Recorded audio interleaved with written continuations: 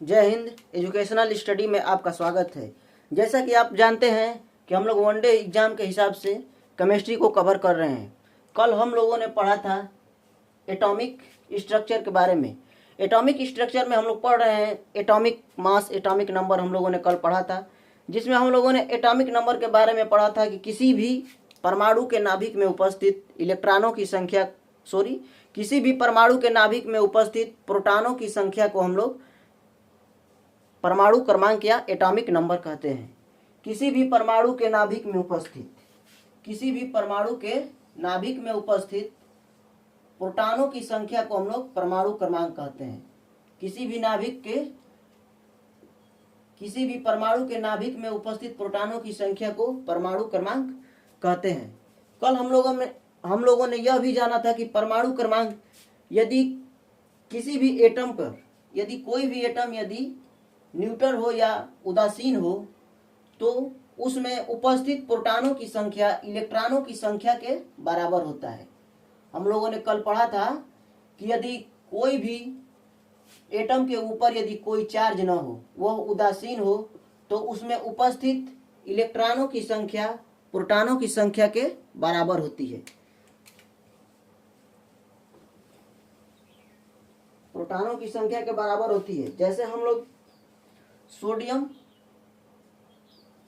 Atomic number 11,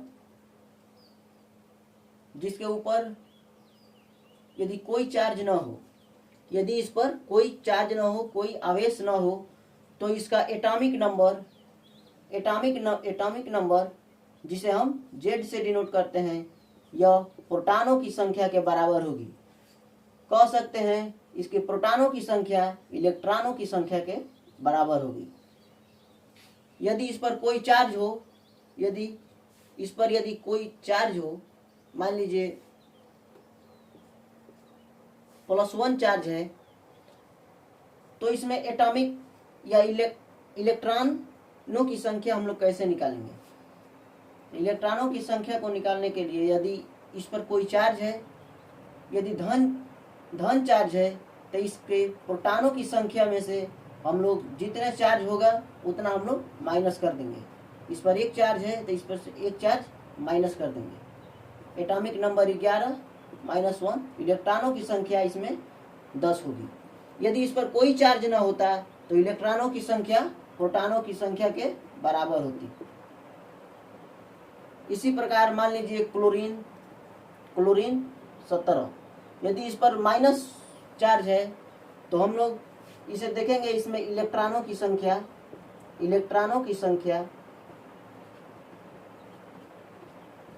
18 हो जाएगी। यदि इस पर प्लस चार्ज है तो इस प्रोटॉनों की संख्या में से उतना घटा देंगे जितना प्लस चार्ज होगा।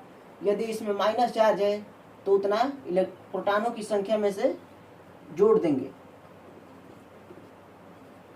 तो इसमें इलेक्ट्रॉनों की संख्या 18 हो जाएगी। उसी प्रकार एल्यूमिनियम 13, एल्यूमिनियम का परमाणु क्रमांक 13।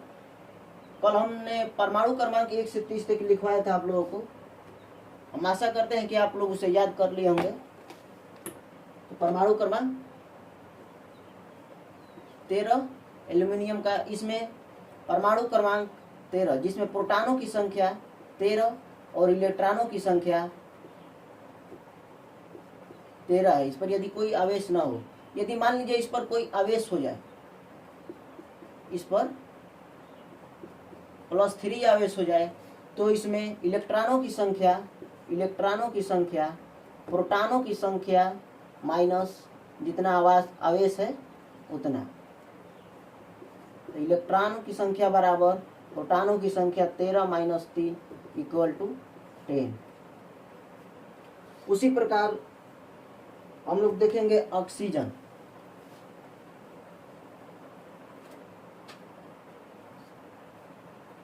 ऑक्सीजन को देखेंगे। ऑक्सीजन का परमाणु क्रमांक 8। इस पर यदि कोई आवेश न हो तो प्रोटॉनों की संख्या 8, इलेक्ट्रॉनों की संख्या 8। यदि इस पर आवेश कोई हो, -2 आवेश हो, तो इसमें इलेक्ट्रॉनों की संख्या प्रोटॉनों की संख्या -2, तो इलेक्ट्रॉनों की संख्या इक्वल टू 8 माइनस है तो प्लस हो जाएगा, +2 इक्वल टू 10। इसी प्रकार नाइट्रोजन, इसी प्रकार मान लीजिए सोडियम है, सोडियम 11, इस पर +1 चार्ज है, तो इसमें प्रोटॉनों की संख्या 11, इलेक्ट्रॉनों की संख्या -1, प्रोटॉनों की संख्या -1, तो इलेक्ट्रॉनों की संख्या इक्वल टू प्रोटॉनों की संख्या 11 - 1 इक्वल टू 10।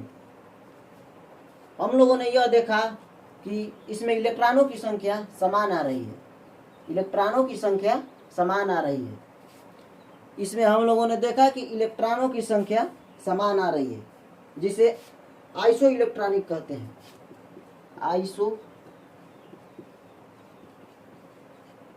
आइसो इलेक्ट्रॉनिक या सम इलेक्ट्रॉनिक,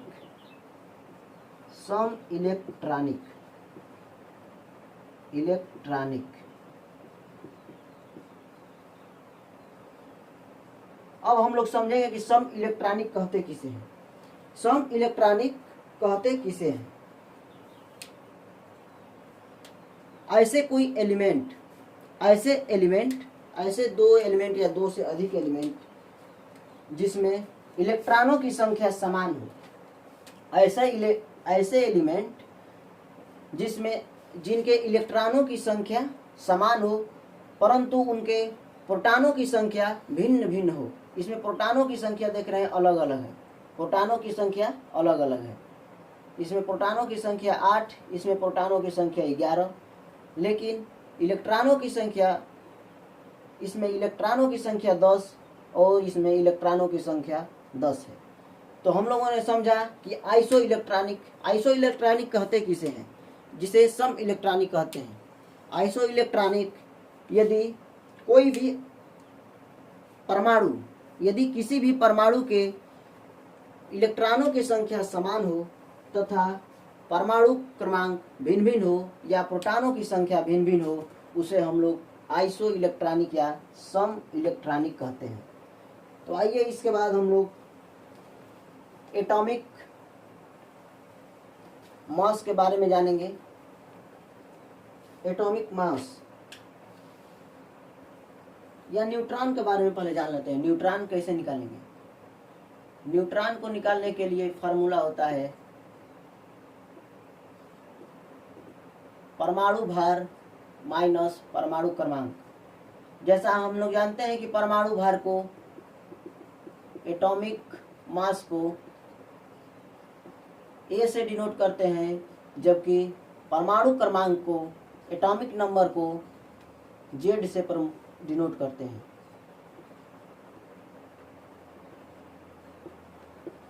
जेड से डिनोट करते हैं। मान लीजिए सोडियम 11, इसमें अगर न्यूट्रॉनों की संख्या निकालना हो, जिसका परमाणु भार 23 होता है, जिसमें न्यूट्रॉनों की संख्या यदि निकालना हो तो न्यूट्रॉनों की संख्या बराबर परमाणु भार 23 माइनस परमाणु क्रमांक 11 इक्वल टू हो जाएगा हम लोग का 3 - 1 2 1 12, यानी न्यूट्रॉनों की संख्या इसमें 12 हो गया। उसी प्रकार हम लोग देखेंगे क्लोरीन 17, जिसका परमाणु भार 35 होता है, 35.5 होता है, 35 मानेंगे हम लोग, 35, जिसमें न्यूट्रॉनों की संख्या 35 माइनस 17 इक्वल टू न्यूट्रॉनों की संख्या 18।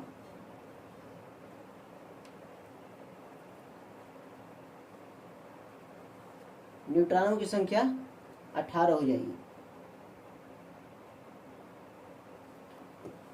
इसी प्रकार हम लोग देखेंगे पोटेशियम, परमाणु क्रमांक 20, पोटेशियम का परमाणु क्रमांक 19, परमाणु भार 39, जिसमें प्रोटॉनों की संख्या 19,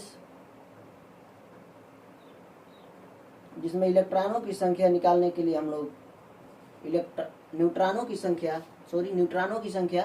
निकालने के लिए हम लोग atomic mass 39 minus atomic number 19 equal to 0, तो न्यूट्रॉनों की संख्या इसमें 20 आ गया।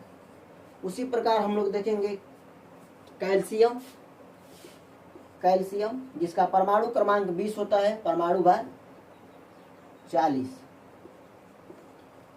इसमें हम लोग देखेंगे न्यूट्रॉनों की संख्या, प्रोटॉन एटॉमिक मास, परमाणु भार 40 माइनस परमाणु क्रमांक 20, जिसमें न्यूट्रॉनों की संख्या 20। यहाँ हम देख रहे हैं हम लोग कि एटॉमिक नंबर पोटेशियम का और एटॉमिक नंबर कैल्शियम का भिन्न भिन्न है, लेकिन न्यूट्रॉनों की संख्या समान है, जिसे हम लोग सम न्यूट्रॉनिक कहते हैं।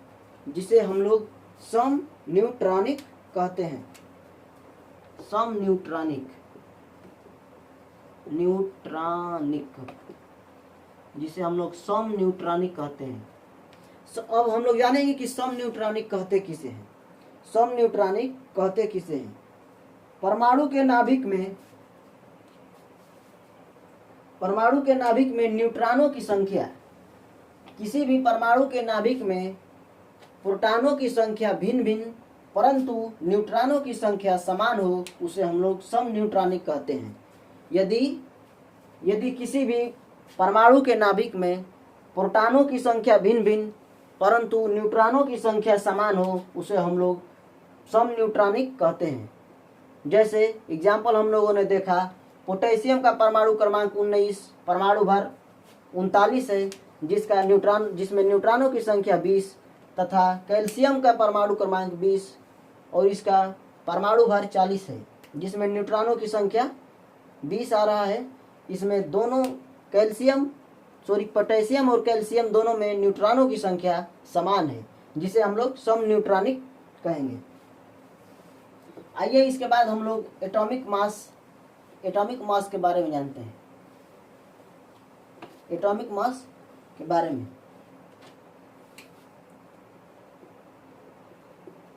एटॉमिक मास, परमाणु द्रव्यमान या परमाणु भार। परमाणु द्रव्यमान को याद करने का एक सिंपल सा तरीका, परमाणु भार को याद करने का सिंपल सा तरीका है, यदि किसी भी परमाणु के परमाणु क्रमांक विषम सम हो, यदि किसी भी परमाणु क्रमांक सम हो, जैसे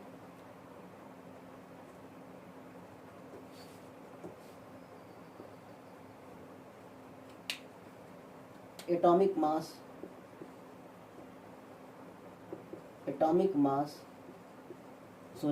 नंबर यदि सम हो जैसे 2, 4, 6, 8, 10 ...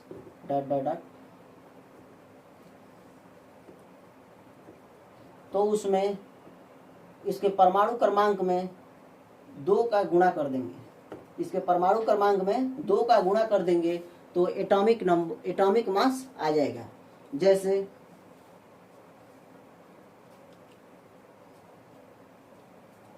जैसे हम लोग देखते हैं हीलियम का परमाणु क्रमांक 2 और परमाणु भार 4 होता है। हीलियम का परमाणु क्रमांक 2 इंटू एटॉमिक मास निकालने के लिए परमाणु क्रमांक 2 इंटू 2 का मल्टीप्लाई कर देंगे तो उसमें आ जाएगा 4।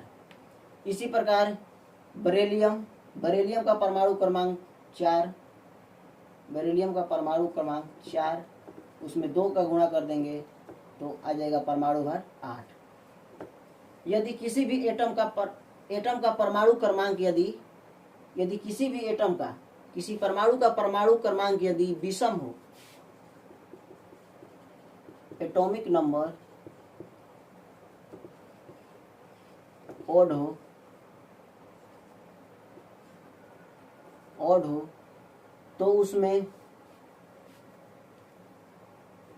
तो उसके परमाणु क्रमांक में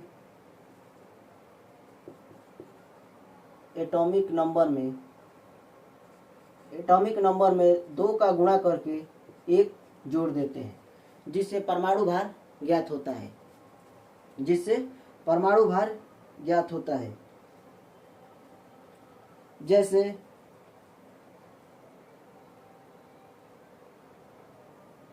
जैसे हम लोग देखेंगे कि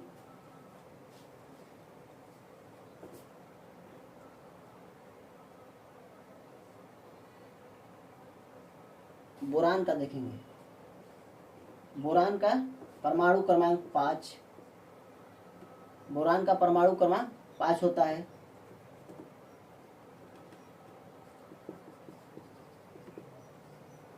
एटॉमिक नंबर 5, जिसमें हम लोग 2 का गुणा करके 1 जोड़ देंगे तो उसका परमाणु भार आ जाएगा। यह नियम सिर्फ 20 तक के ही परमाणु क्रमांकों के ऊपर लागू होता है, इसके बाद ज़्यादा फॉलो नहीं करेगा। इसमें भी 1-2 अपवाद हैं जिस पर यह काम नहीं करता है, जैसे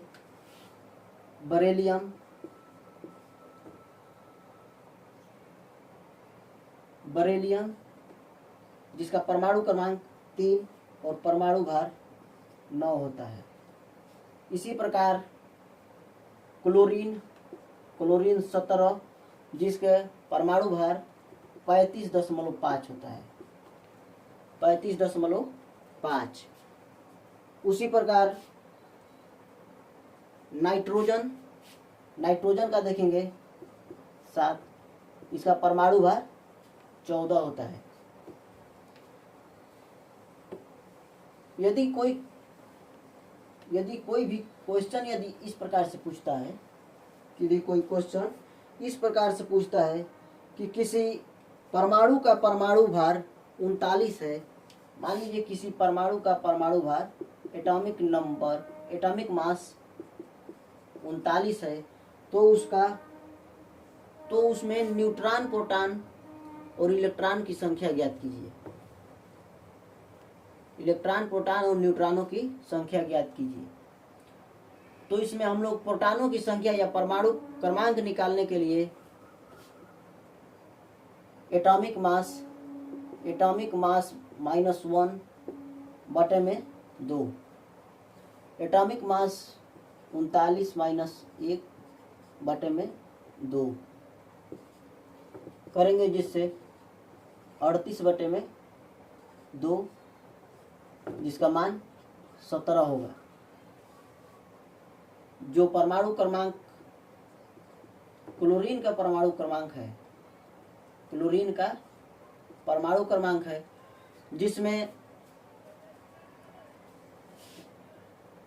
जिसमें परमाणु क्रमांक 17 और परमाणु भार 39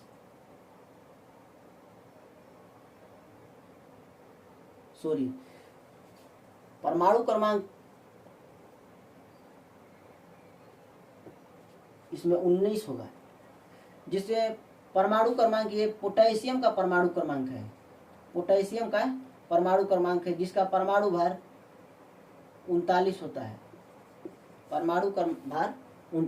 है, इसमें यदि प्रोटॉनों की संख्या पूछे, तो परमाणु भार या प्रोटॉनों की संख्या बराबर होती है। प्रोटॉनों की संख्या हो जाएगा 19, इसमें इलेक्ट्रॉनों की संख्या भी 19 हो जाएगा, इलेक्ट्रॉनों की संख्या 19। और यदि इसमें न्यूट्रॉनों की संख्या पूछे, न्यूट्रॉनों की संख्या, तो atomic mass minus atomic number, 39 minus 19 equal to 20। न्यूट्रॉनों की संख्या 20 हो जाएगी। तो हम लोगों ने सीखा कि किसी भी एटम में, किसी भी परमाणु में इलेक्ट्रॉन, प्रोटॉन, न्यूट्रॉनों की संख्या निकालना, परमाणु भार निकालना। अब हम लोग आगे देखेंगे, आगे हम लोग पढ़ेंगे एटॉमिक स्ट्रक्चर के बारे में। एटॉमिक स्ट्रक्चर, कल हम लोगों ने पढ़ा था कि एटम, एटम कहते किसे हैं, एटम किसे कहते हैं। तो विश्व में या ब्रह्मांड में हम लोगों ने पढ़ा था कि एटम कहते किसे हैं। एटम विश्व में या ब्रह्मांड में किसी पदार्थ की वह छोटी से छोटी इकाई जिसके और टुकड़े न किया जा सके, उसे एटम कहते हैं। जिसकी खोज महान वैज्ञानिक जॉन डाल्टन ने की थी 1808 ईस्वी में, जो एक ब्रिटिश स्कूल अध्यापक थे। तो आइए हम लोग जानते हैं परमाणु मॉडल, एटम परमाणु मॉडल के बारे में जानेंगे।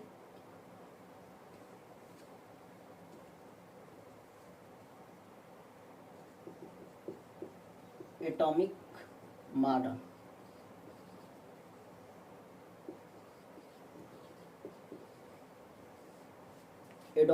एटॉमिक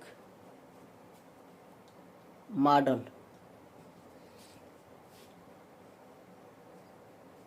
पहला हम लोग देखेंगे जे थॉम्सन का विद्युत विसर्जन नली का प्रयोग। J Thomson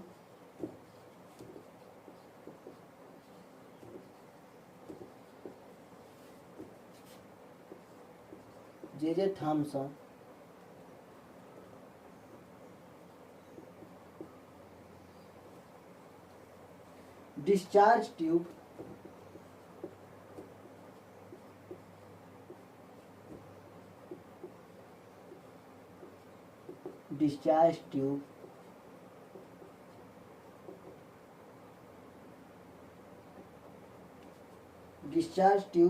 practical.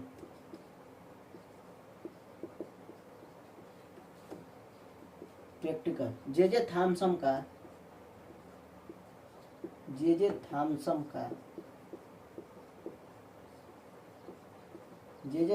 का विद्युत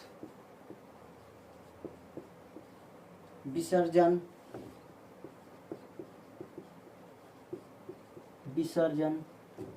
नली का प्रयोग।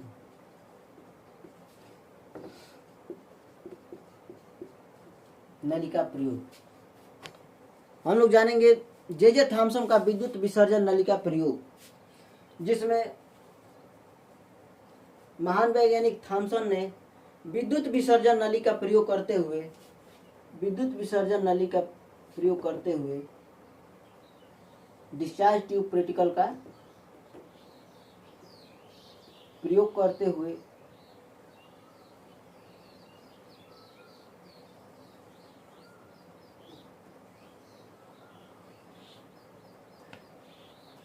इन्होंने डिस्चार्ज ट्यूब के अंदर भिन्न भिन्न गैसों को प्रवाहित किया। इन्होंने डिस्चार्ज ट्यूब के अंदर भिन्न भिन्न गैसों को प्रवाहित किया।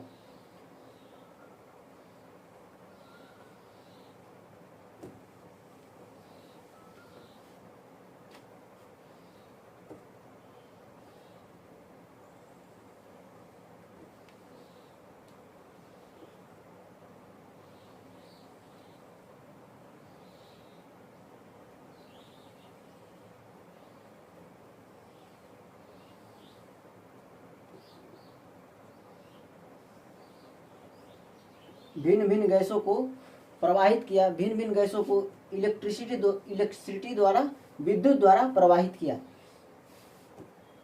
जिसमें यह देखा कि बहुत से किरणें कैथोड से एनोड की तरफ जा रही हैं। जिसने देखा कि बहुत से किरणें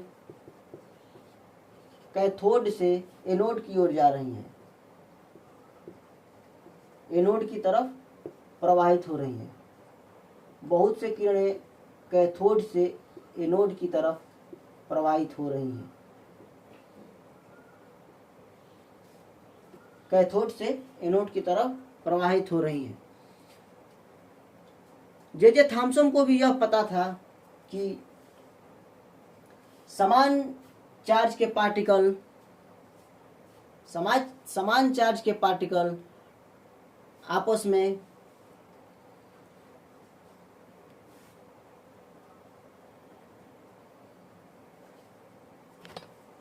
जे थॉम्सन को यह भी पता था कि समान आवेश के पार्टिकल आपस में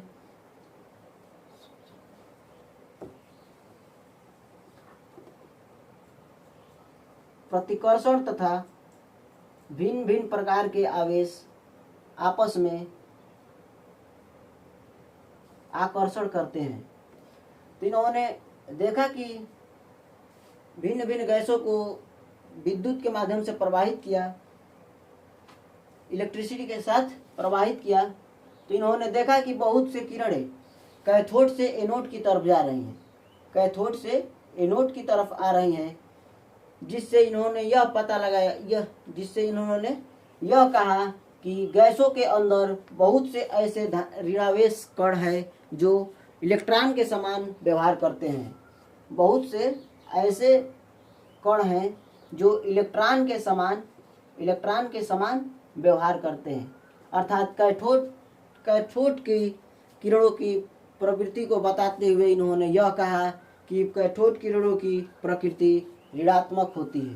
कैथोड किरणों की प्रकृति ऋणात्मक होती है। इसी प्रकार महान वैज्ञानिक गोल्डस्टेन ने यह बताया कि जिस प्रकार से बहुत सी किरणें कैथोड से एनोड की तरफ जाती हैं, उसी प्रकार से बहुत से किरणें एनोड से कैथोड की तरफ भी जाती हैं। तो उन्होंने बताया कि बहुत से कण होते हैं ऐसे जो धनावेश होते हैं। तो धन आवेश की खोज गोल्डस्टेन नामक वैज्ञानिक ने की, जबकि ऋण आवेश की खोज जे थॉम्सन नामक वैज्ञानिक ने की। धन आवेश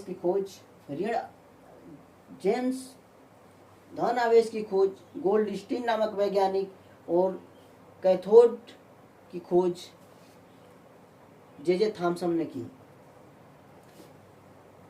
विद्युत विसर्जन नलिका प्रयोग करते हुए जे थॉम्सन ने अपना एटॉमिक मॉडल दिया।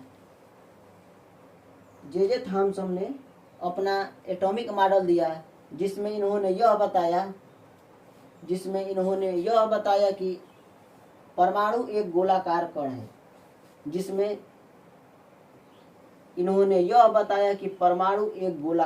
है।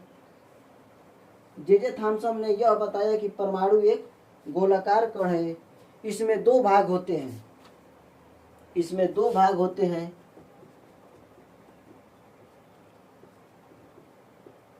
प्लस और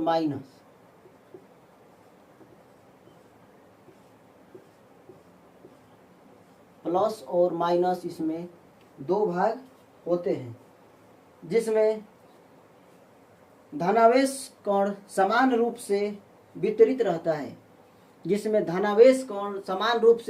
रहता है, जबकि उसके बीचों बीच ऋण आवेश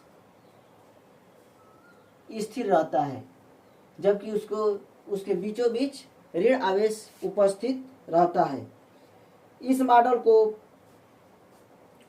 को प्लम पुडिंग मॉडल या रेसिंग मॉडल या तरबूज मॉडल कहते हैं। इन्होंने बताया कि जिस प्रकार से तरबूज में कुछ हिस्से लाल होते हैं और बीज समान मात्रा में फैले होते हैं, उसी प्रकार से इलेक्ट्रॉन या ऋणावेश कण बिखरे हुए होते हैं।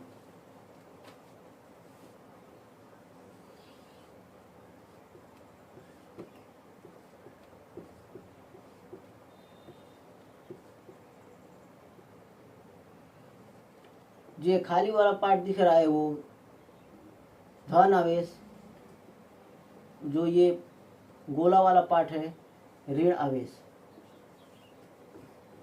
इसके जे थॉम्सन के परमाणु मॉडल को कई नामों से जाना जाता है, जैसे पहला प्लम-पुडिल मॉडल,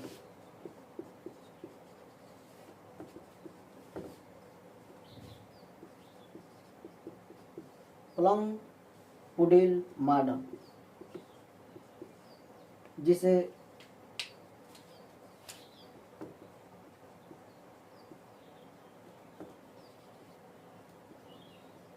प्लम-पुडिल मॉडल। इन्होंने बताया कि जिस प्रकार क्रिसमस त्योहारों में आप लोग देखे होंगे केक, या ऐसे भी बर्थडे पार्टी में देखे हुए केक, जिस प्रकार समान रूप से फैला होता है केक, जैसे ऐसे केक का जैसे निर्माण होता है, ऐसे फैला होता है, उसी प्रकार से कण, जो ऋणावेश कण है, वे समान रूप से फैले होते हैं। उसी प्रकार से इन्होंने बताया रेसिंग मॉडल, इनके परमाणु मॉडल को रेसिंग मॉडल या इनके परमाणु मॉडल को रेसिंग मॉडल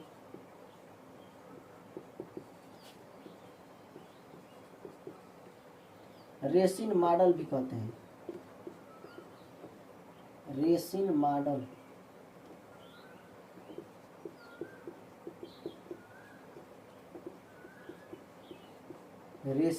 भी कहते हैं।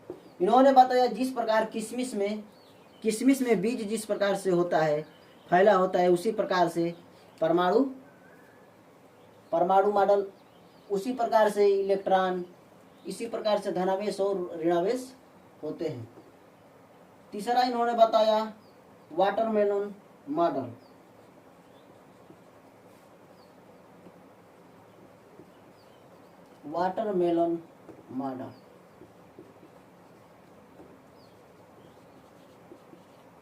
या तरबूज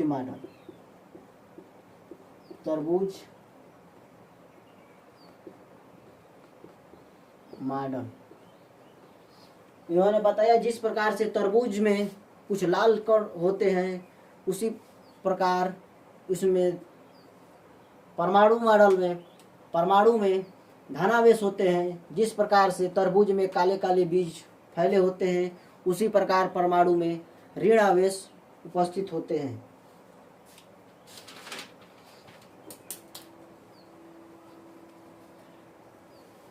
जे थॉम्सन के परमाणु मॉडल में कमियां होने के कारण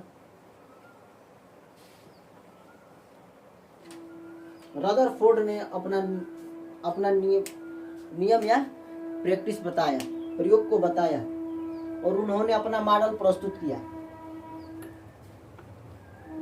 दूसरा हम लोग जानेंगे रदरफोर्ड का alpha particle steering effect, Rutherford का अल्फा कर प्रकीर्णन प्रभाव। रदरफोर्ड का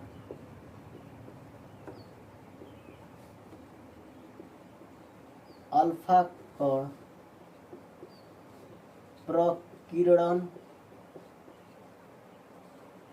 प्रकीर्णन प्रभाव।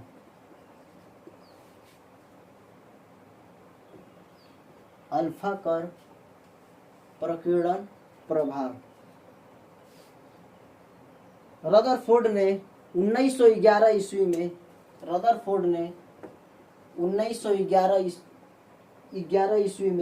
गोल्ड फॉइल एक्सपेरिमेंट दिया।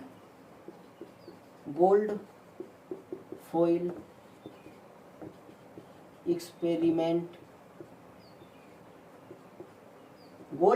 एक्सपेरिमेंट दिया, जिसमें उन्होंने यह बताया कि सोने की पतली झिल्ली पर, सोने की पन्नी पर यदि अल्फा कणों की बमबारी की जाए तो उसका क्या परिणाम होता है। सोने की पन्नी, मान लीजिए सोने की पन्नी है ये,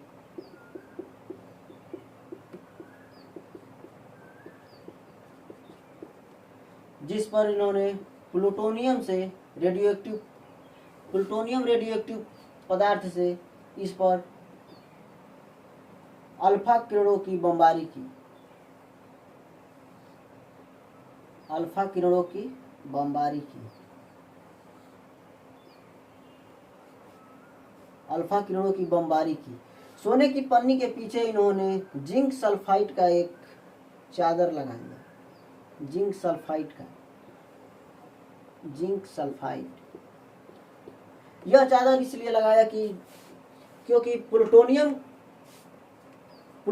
रेडियो एक्टिव पदार्थ से यदि अल्फा कणों की बमबारी होती थी तो इस पर लाइट होगा, इस पर चमकेगा। तो जिंक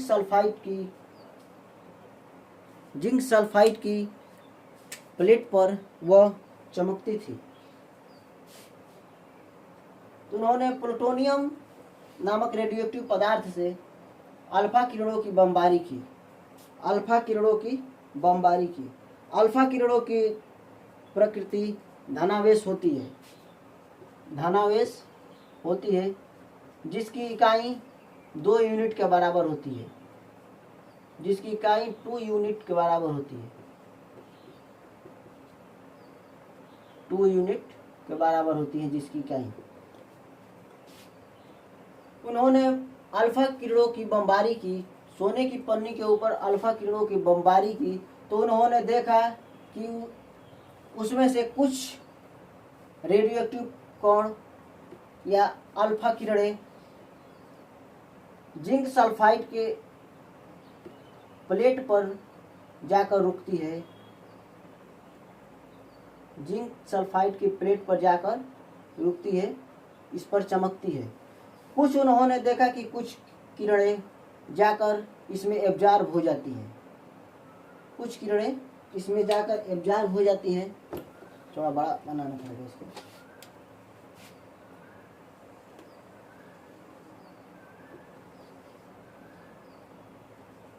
जिंक सल्फाइड की प्लेट है, इस सोने की पन्नी है,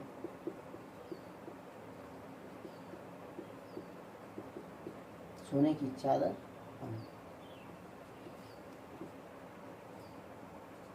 प्लूटोनियम नामक रेडियोएक्टिव पदार्थ से इन्होंने अल्फा कणों की बमबारी की, जिससे इन्होंने देखा कि कुछ किरणें आर पार हो जाती हैं, कुछ किरणें आर पार हो जाती हैं, कुछ किरणें जाकर उसमें एब्जॉर्ब हो जाती हैं, कुछ किरणें उसी में जाकर एब्जॉर्ब हो जाती हैं। जबकि कुछ किरणें इस सेंटर पर जाकर, उससे कुछ किरणें सेंटर के पास जाकर वह दिशाहीन हो जाती है, मार्ग से विचलित हो जाती है। कुछ किरणें सेंटर के पास जाकर उस मार्ग से विचलित हो जाती हैं और कुछ किरणें सेंटर से टकराकर पुनः उसी सेंटर में वापस आ जाती है। तो जिससे इन्हें यह ज्ञात हुआ कि परमाणु मॉडल के सेंटर में अभी उस समय न्यूक्लियस की खोज नहीं हुई थी। तो इन्होंने यह पता किया कि इसके सेंटर में पॉजिटिव धन आवेश उपस्थित है, जिससे इन्हें यह पता चला कि इसके सेंटर में धन आवेश उपस्थित है, क्योंकि धन आवेश आपस में प्रतिकर्षण तथा समान आवेश आपस में प्रतिकर्षण तथा असमान आवेश आपस में आकर्षण कहते हैं। तो कुछ किरणें जाकर इसमें समाहित हो गई, जिससे यह पता चला कि इसमें ऋण आवेश भी है, और कुछ किरणें सेंटर से जाकर टकराकर वापस चली आई, जिससे यह पता चला कि परमाणु में संपूर्ण धनावेश केंद्र में उपस्थित है, पूरा का पूरा धनावेश केंद्र में उपस्थित है। जिससे इन्होंने न्यूक्लियस की खोज की, जिससे इन्होंने बताया कि परमाणु के नाभिक में न्यूक्लियस है। रदरफोर्ड ने ही बताया कि परमाणु के नाभिक में न्यूक्लियस है।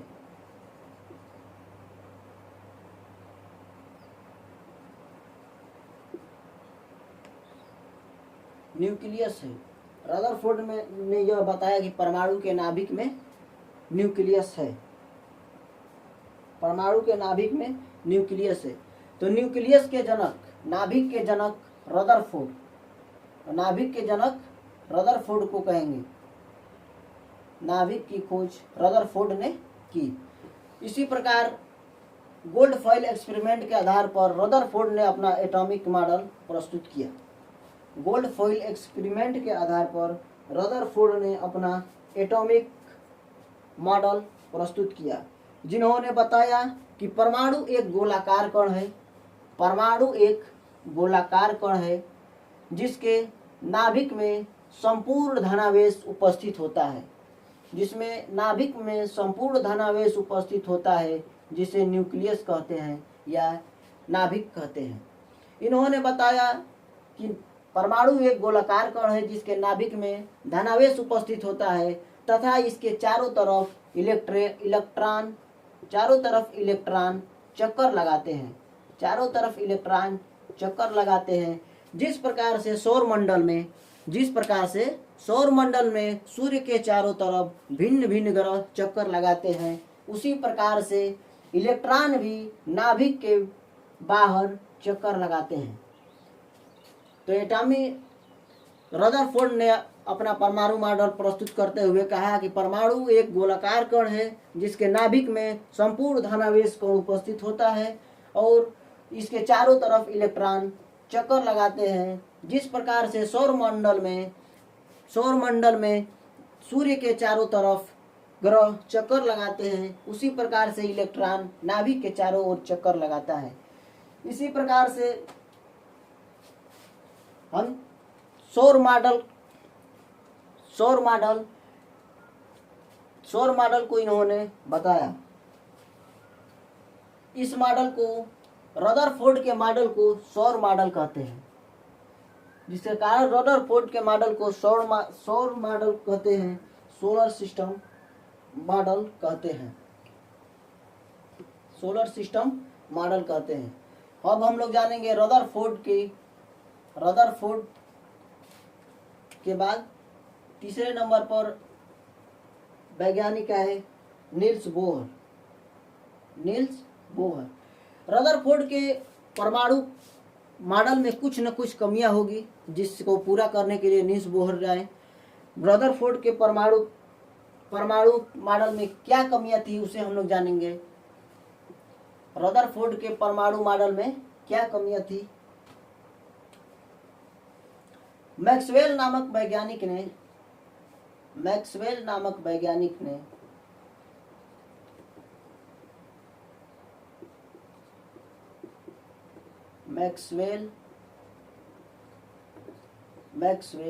वैज्ञानिक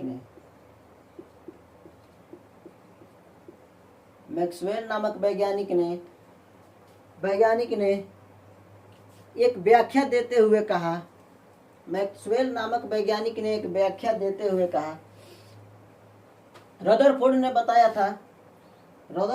बताया था कि परमाणु एक गोलाकार कण है जिसके नाभिक में धनावेश कण होता है, जिसके चारों तरफ इलेक्ट्रॉन चक्कर लगाते हैं,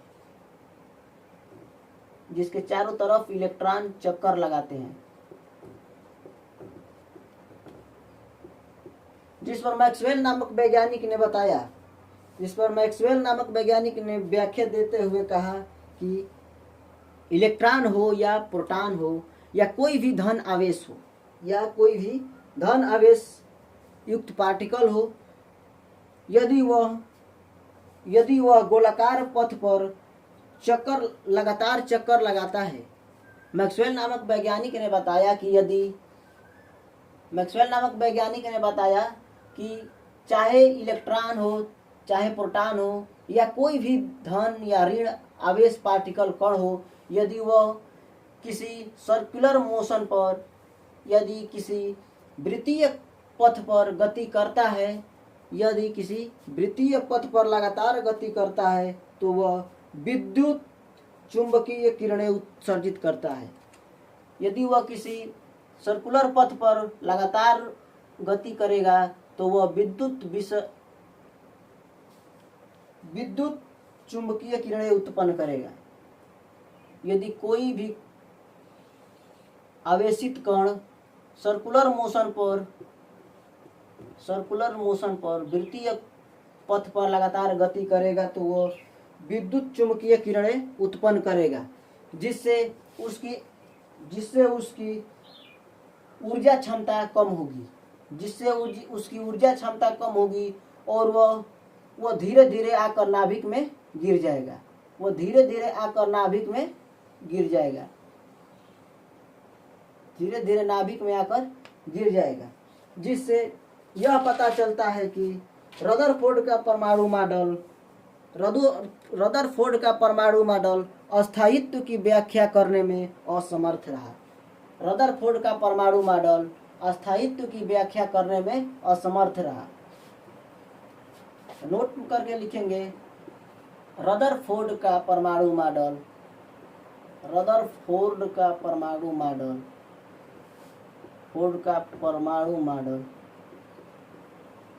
अस्थायित्व की व्याख्या करने में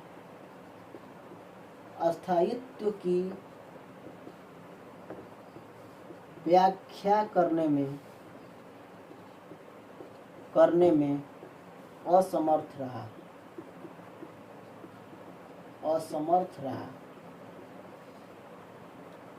हम लोगों ने अभी यह जाना कि रदरफोर्ड के परमाणु मॉडल में कमी निकालते हुए महान वैज्ञानिक मैक्सवेल ने बताया कि यदि कोई भी कण, इलेक्ट्रॉन, प्रोटॉन या कोई भी धनावेश, ऋणावेश कण यदि सर्कुलर मोशन पथ पर गति करता है, वृत्तीय पथ पर गति करता है, तो उसकी ऊर्जा धीरे धीरे कम होगी और वह एक दिन नाभिक में गिर जाएगा, नाभिक में समाहित हो जाएगा, जिससे यह पता चलता है कि रदरफोर्ड का परमाणु मॉडल अस्थायित्व की व्याख्या करने में असमर्थ रहा।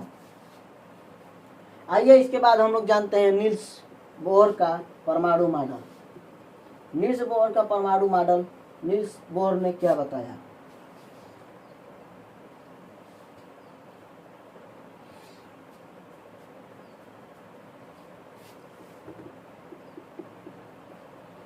नील्स बोहर का परमाणु मॉडल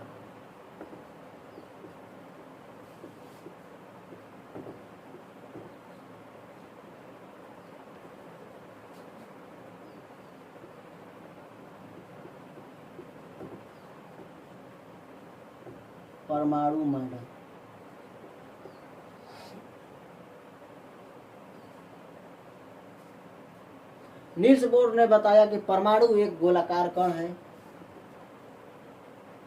नील्स बोहर ने 1913 ईस्वी में 1913 में क्वांटम ऊर्जा स्तर पर आधारित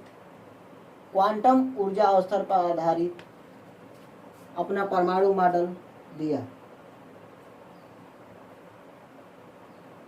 क्वांटम एनर्जी लेवल के आधार पर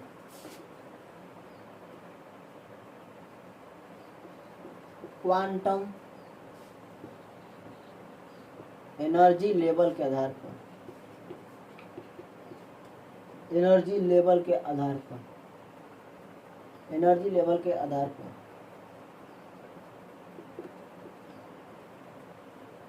क्वांटम ऊर्जा स्तर के आधार पर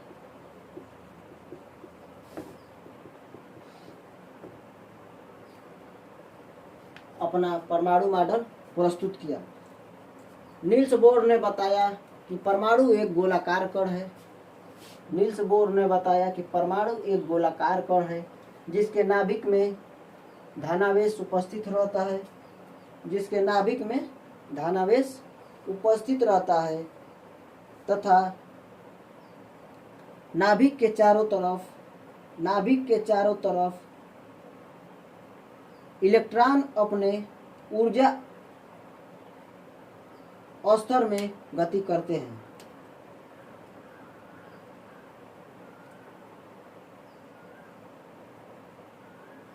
इन्होंने बताया कि परमाणु एक गोलाकार कण है जिसके नाभिक में धनावेश कण उपस्थित होता है, जिसके चारों तरफ इलेक्ट्रॉन का अपना अपना एक ऊर्जा स्तर होता है। इन्होंने बताया कि इलेक्ट्रॉन का अपना अपना एक ऊर्जा स्तर होता है नील्स बोहर ने बताया कि परमाणु एक गोलाकार कण है जिसके नाभिक में धनावेशित कण उपस्थित होता है, जिसके चारों तरफ इलेक्ट्रॉन का अपना अपना एक ऊर्जा स्तर होता है। ऊर्जा स्तर होता है।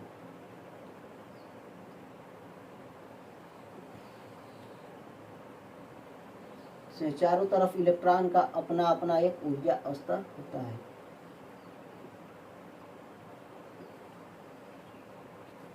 चारों तरफ इलेक्ट्रॉन का अपना अपना एक ऊर्जा स्तर होता है, जिसे उन्होंने नाम दिया KLMN, जिसे उन्होंने KLMN के नाम से प्रदर्शित किया। नील्स बोहर ने बताया कि परमाणु एक गोलाकार कण है जिसमें धनावेशित कण नाभिक में उपस्थित होता है, जिसमें धनावेशित कण नाभिक में उपस्थित होता है तथा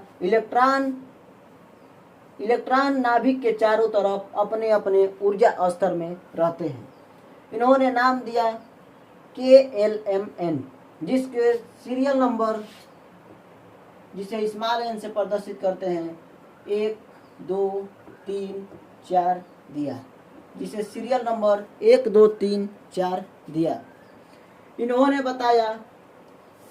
इन्होंने एक ऊर्जा स्तर के आधार पर एक फार्मूला प्रस्तुत किया, जिसे 2n²। इन्होंने बताया कि कोई भी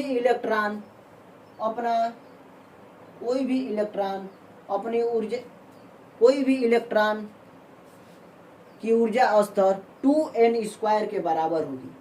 इन्होंने बताया कि किसी भी इलेक्ट्रॉन की ऊर्जा स्तर 2n² के बराबर होगी, जिसमें K के लिए 1, L के लिए 2, M के लिए 3, N के लिए 4 सीरियल नंबर बताया, जिसमें हम लोग K में कितना इलेक्ट्रॉन आएगा भरा जाएगा, L में कितना इलेक्ट्रॉन भरा जाएगा, M में कितना इलेक्ट्रॉन भरा जाएगा, N में कितना इलेक्ट्रॉन भरा जाएगा, यह पीछे की क्लास में हम लोग जान चुके हैं।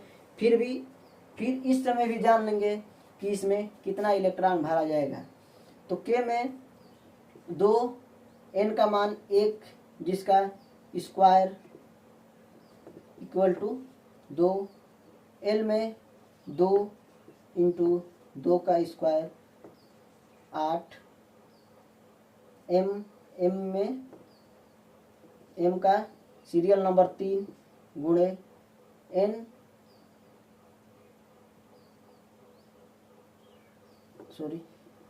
2 इंटू N का मान 3 का स्क्वायर हो जाएगा पूरा, तितली का 9 दूनी 18। उसी प्रकार N का सीरियल नंबर 4 का स्क्वायर 4 चौक 16, 16 दूनी 32। इन्होंने बताया K में 2 इलेक्ट्रॉन, L में 8 इलेक्ट्रॉन, M में 18 इलेक्ट्रॉन और N में 32 इलेक्ट्रॉन भरा जाएगा। नील्स बोहर ने बताया कि K में 2, L में 8, M में 18, N में 32 इलेक्ट्रॉन भरा जाएगा। जिन्होंने बताया कि KLMN में इससे अधिक इलेक्ट्रॉन नहीं भरे जा सकते हैं। इससे अधिक इलेक्ट्रॉन K में 2, L में 8, M में 18, N में 32 से अधिक इलेक्ट्रॉन नहीं भरे जा सकते हैं। हाँ, कम भरे जा सकते हैं, परंतु अधिक इससे नहीं भरे जा सकते। इससे बताते हुए, यदि किसी भी एलिमेंट को,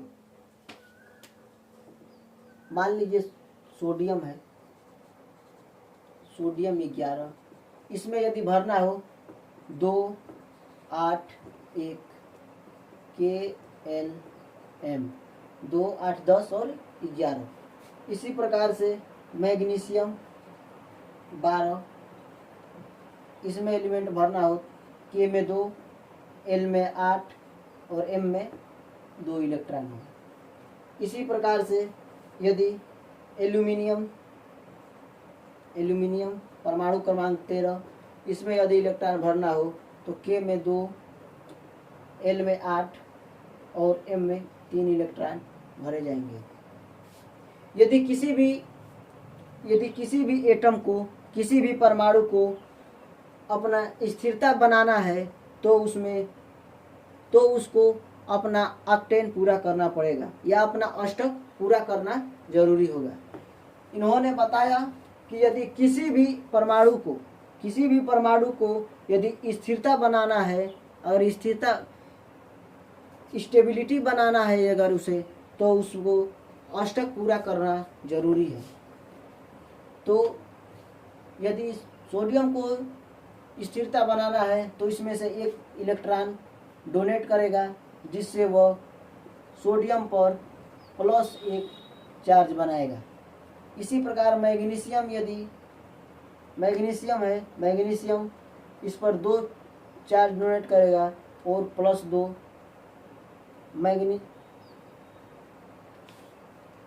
मैग्नीशियम +2 चार्ज बनाएगा। उसी प्रकार से एल्यूमिनियम +3 चार्ज बनाएगा, जिससे हमें यह पता लगता है, जिससे हमें मेटल और नॉन मेटल का परिभाषा ज्ञात होता है। जिससे यदि किसी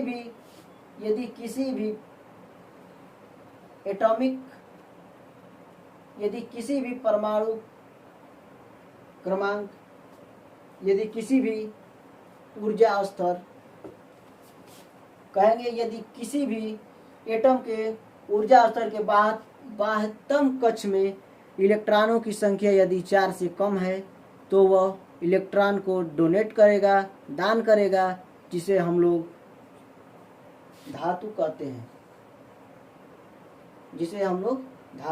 हैं। अब हम लोग जानेंगे इसकी संयोजकता कहते किसे हैं? संयोजकता किसे कहते हैं?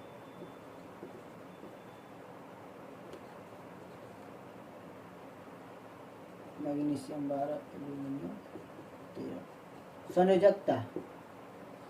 संयोजकता यदि कोई भी एलिमेंट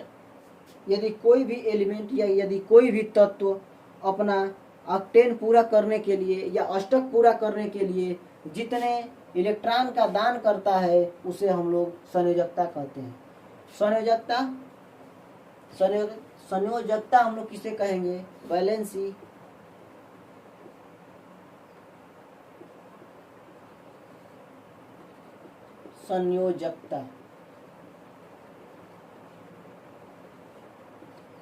संयोजकता वैलेंसी किसे कहेंगे? यदि कोई भी एलिमेंट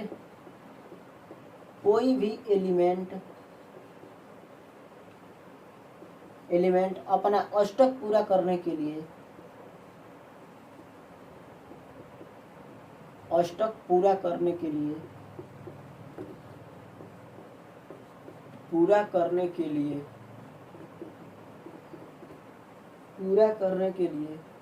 जितने एलिमेंट अष्टक पूरा करने के लिए जितने इलेक्ट्रॉन दान करता है,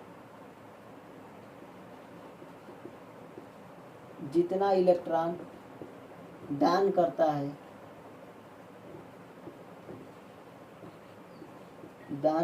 है उसे वैलेंसी या संयोजकता कहते हैं। वैलेंसी या संयोजकता कहते हैं।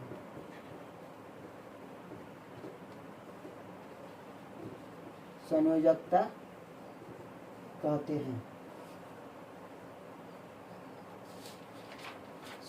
कहते हैं। नील्स बोहर ने एक और नियम बताया, एक और अपना नियम प्रस्तुत किया। उन्होंने यह बताया कि किसी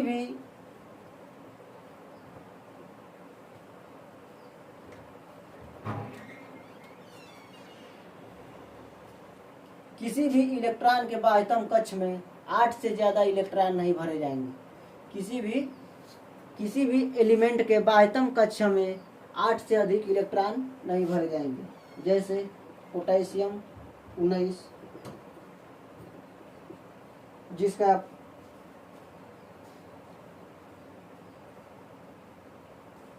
जिसमें हम लोग के एलिमेंट के आधार पर इसको भरेंगे।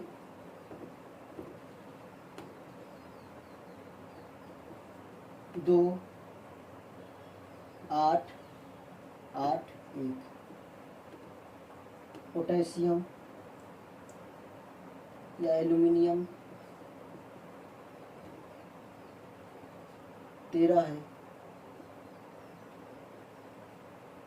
एल्यूमिनियम 13 है। 2 8 3 कैल्शियम 20 है। 2 8 8 2। उसी प्रकार से आर्गन 18 2 8 8। उसी प्रकार से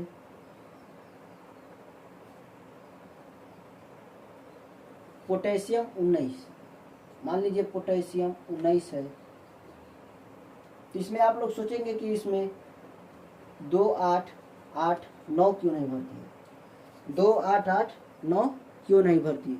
तो बोर्स ने हमें यह बताया कि किसी भी एटम के बाह्यतम कक्ष में 8 से अधिक इलेक्ट्रॉन नहीं भरे जा सकते, इसलिए हम लोग इसे 2 8 8 1 ऐसे भरेंगे।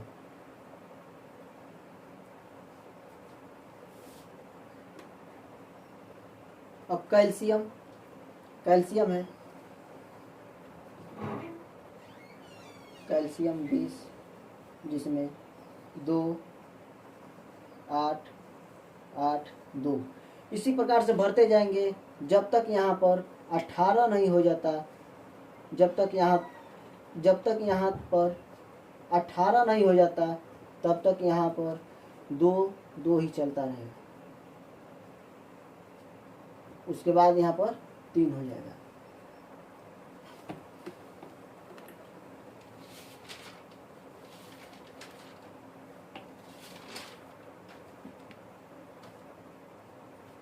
इसी प्रकार से कल हम लोग पढ़ेंगे इलेक्ट्रॉनिक विन्यास कैसे निकालते हैं, इलेक्ट्रॉनों को कब कैसे भरते हैं हम लोग। आज की क्लास यहीं ख़त्म करते हैं। जय हिंद।